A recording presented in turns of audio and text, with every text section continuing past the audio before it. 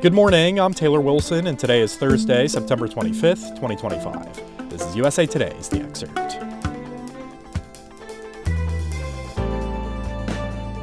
Today, what we know about a shooting on an ICE facility that killed a detainee. Plus, we talk about an unlikely new gun training program and a place that kids left behind by drug overdose can go to heal. A shooter opened fire on a U.S. Immigration and Customs Enforcement facility in Dallas yesterday, killing one detainee and critically wounding two others. Officials say the shooter fired indiscriminately from a nearby rooftop, striking the immigration facility and a van where the victims were hit. The shooting is being investigated as a targeted attack on law enforcement, authorities said, and that the gunman wrote anti-ICE on an unused bullet. The alleged attacker has been identified as a 29-year-old. But no agents were hit by gunfire. Instead, they were ICE detainees. Officials have not disclosed the identities of the victims, but we know a Mexican national was seriously injured, according to the country's Ministry of Foreign Affairs. Mexican officials are calling for a full investigation into the shooting and access to the victim, which has so far not been granted. Their push comes as Mexican President Claudia Sheinbaum also said yesterday that she sent a diplomatic note asking for information about the fatal shooting by immigration agents of a Mexican national outside Chicago. Prosecutors are expected to ask a grand jury to indict former FBI Director James Comey in the coming days, according to two sources briefed on the matter speaking to Reuters yesterday. The exact charges remain unclear as of this morning, and it's not certain whether the grand jury would return an indictment. Comey served as FBI Director from 2013 until President Donald Trump fired him in 2017. Since then, Trump has regularly gone after Comey's handling of an FBI probe into contact between Trump's 2016 campaign and the Russian government. For more on this developing story, you'll want to tune in this Sunday morning when USA Today chief political correspondent Philip M. Bailey joins my colleague Dana Taylor to talk about this latest intensification of moves by the Trump administration to punish political opponents. Is the Department of Justice being weaponized? You can hear that episode right here on this feed Sunday, beginning at 5 a.m. Eastern. A new gun training program comes from an unlikely source. I spoke with USA Today investigative reporter Nick Penzenstadler for more. Thanks for joining me, Nick. Yeah, thanks, Taylor. Happy to be here.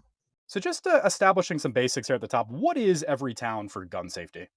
Sure. So Everytown was established in 2013, and they're kind of viewed as one of the big gun violence prevention groups that was really spun up to take on the NRA. And it was the merger of Mayors Against Illegal Guns and Moms Demand Action.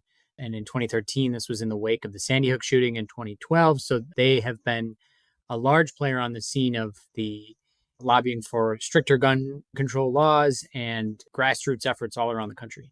All right, so fast forward to this moment. I mean, what's this new gun training program they've launched? Yeah, they've launched this new program quietly in August, and now kind of a wider rollout that's billed as gun training for everyone. So they're kind of cutting against the grain. Some have said that they're not lobbying. This isn't a political movement. This is basics of fundamental gun training on safety measures. And they're welcoming people who are looking to buy a gun, who already have a gun, or are interested in guns to learn more about them. It's being run by veterans, and it's either on demand online or kind of Zoom style where it's interactive. And the programs rank from an hour and a half for $20 or all the way up to this really intensive 8-hour class. It's $100. And eventually they're going to roll it out to in-person and ranges next year.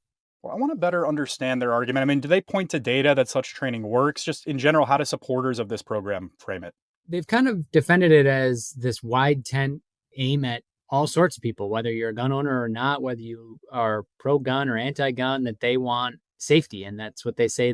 It's in their name, Everytown for Gun Safety. They're, often criticized for this kind of abstinence education where they're saying they would prefer to have fewer guns in America. But I think it's a realization that there are hundreds of millions of gun owners, and they're trying to provide some neutral safety training for them. Well, Nick, as for detractors, I guess we're hearing both from within the gun safety community and among gun rights enthusiasts, correct? Right. This was the really fascinating thing that struck me was when this rolled out, there was instant reaction on both sides. So there were members of Everytown and this movement decrying this and saying this is exactly the wrong message. And we've spent all this time and energy trying to counter the NRA messaging, and now we're encouraging gun ownership. And then obviously on the other side, there was the NRA and the NSSF, the National Shooting Sports Foundation, who kind of mocked them and pointed out that there's already lots of training opportunities for gun owners, from the decades-long pistol training at the NRA to concealed carry permit training that you can get from your local sheriff's office. They said this is an odd place to go get your gun training. All right, great work on this as always, Nick. Nick Penzenstadler is an investigative reporter with USA Today. Thank you, Nick. Thanks. America's middle class is worried about the economy, and consumer confidence is falling. On a closely watched University of Michigan index, consumer sentiment dropped to 55.4 this month, down from just over 70 a year ago. And another index of consumer sentiment, measured daily by Morning Consult, shows that middle-class consumer confidence dropped significantly this summer. Jeremy Horpendahl, an economist at the University of Central Arkansas and adjunct scholar at the Libertarian Cato Institute, told USA Today that there was a big spike in confidence in the spring of this year among the middle class before dropping. What exactly about the economy is unnerving the middle class? Economists point to a number of factors, from general inflation to President Donald Trump's tariff campaign to a softening job market. You can take a closer look with a link in today's show notes. Hundreds of thousands of kids in the U.S. lost a parent to drug overdose between 2011 and 2021. I spoke with USA Today youth mental health reporter Rachel Hale about a place they can go to talk about it and heal. Hello, Rachel. Hey, thanks for having me. Thanks for joining me. So just starting here, what is this camp and how did it originate? This camp is a free weekend retreat for kids aged 7 to 17 who have all lost a parent or sibling to overdose. The general organization is Comfort Zone Camp, and they do general grief camps all around the country. But this specific one was founded in 2022 out of necessity. Between 2021 and 2022, the organization saw a 30% spike in overdose losses referenced on their general grief camp applications. So they wanted to kind of isolate out that loss into its own specific weekend. Okay, and who are the kids that attend? The kids I met over the weekend came from as far as California, Florida, and Virginia. A lot of them are kids who are the teens of parents who fell victim to the prescription opioid boom in the 1990s and early 2000s. And we know that more than 321,000 kids in the US lost a parent to drug overdose between 2011 and 2021. So there are a lot of kids who weren't able to come to this camp but are struggling with the exact same thing. It's just astonishing numbers there, Rachel. What sorts of healing activities take place at this camp? What's really the focus? So, the goal of activities at camp is to help campers both process their grief and leave with a toolbox of coping skills. Kids are split up into age specific support groups called healing circles throughout the weekend. There were 4 healing circles at this camp, each led by a facilitator with clinical experience, and I was placed into the high school aged healing circle. Every camper is paired with a big buddy volunteer who joins their circle and is by their side throughout the weekend. So that's a really amazing relationship that happens the whole time too. And so for me, I was in the cabin with the high schoolers as well as the other volunteers. And throughout the weekend, campers also participate in high energy activities like rope courses or team challenges designed to build trust with each other.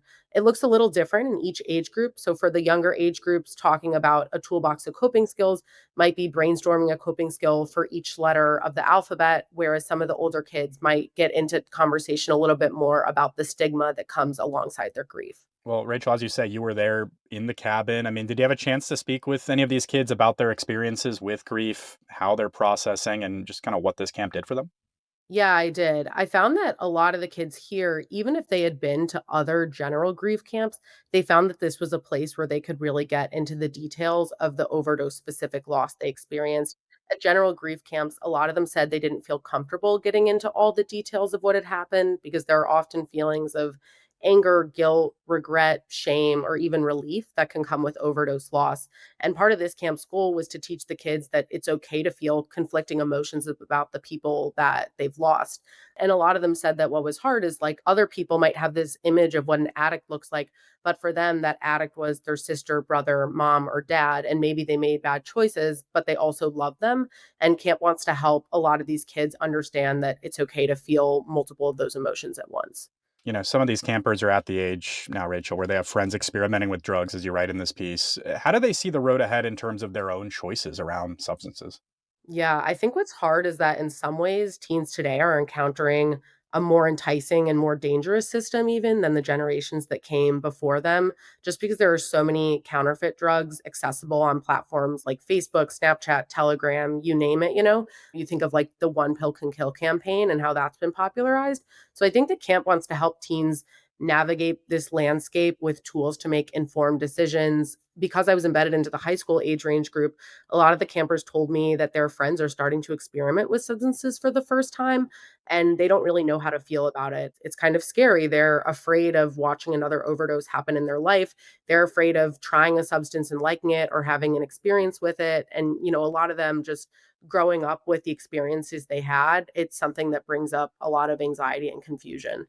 Rachel, this seems like such a powerful weekend. What stuck with you most after this reporting trip? I think I was most amazed by the maturity and emotional intelligence of these kids who have gone through something and been bonded by an experience that no child should have to go through.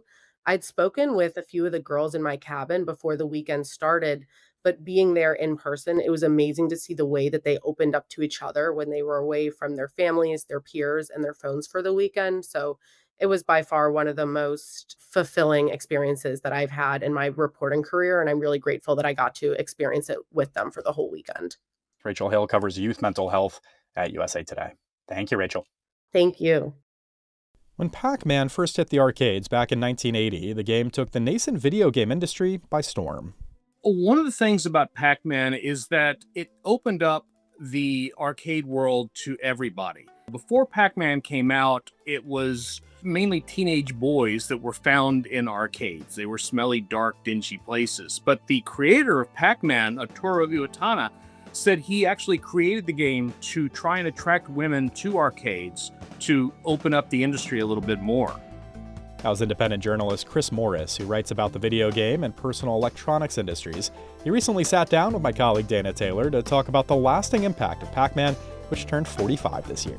You can hear that conversation right here today, beginning at 4 p.m. Eastern. And thanks for listening to the Excerpt. You can get the podcast wherever you get your pods. And as always, you can find us at podcasts@usatoday.com on email. I'm Taylor Wilson. I'll be back tomorrow with more of the Excerpt from USA Today.